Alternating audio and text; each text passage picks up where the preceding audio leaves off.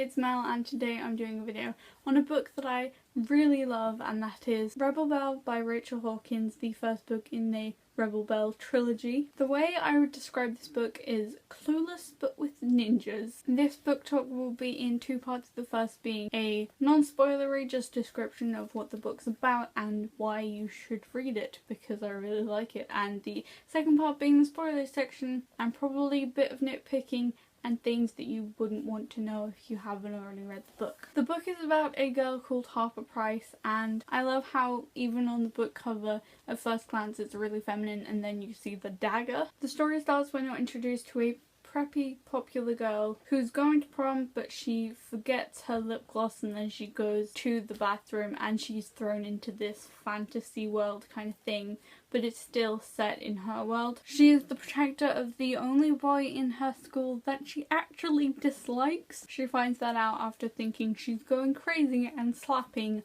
several people. The start really reminded me of Buffy when she's all popular and then she turns into this cool slayer person. But she seems to not know that having dramatic confrontations in front of journalists is not the best idea ever. Kind of reminded me of a book that I read ages ago called The Warrior Heir, which is about a boy who was born a wizard but not really because he was missing his wizard stone that everybody has behind their hearts, and a warrior stone is put in instead, so it's kind of weird. It's refreshing reading from the perspective of the popular cheer captain who's in all of the clubs, because normally it's the outcast who wears combos and they're so individual.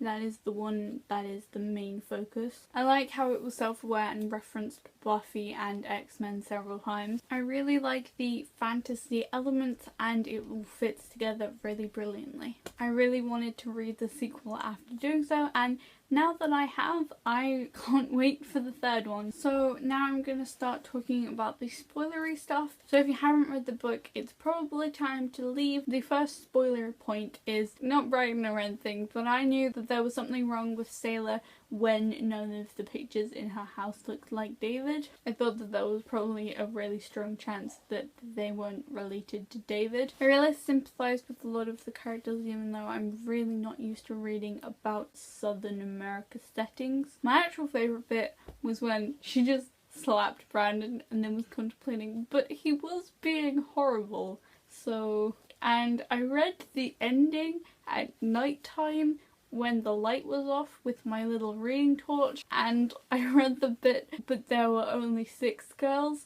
and it freaked me out. I actually genuinely liked the romance elements of the fantasy novel, and that like never happens.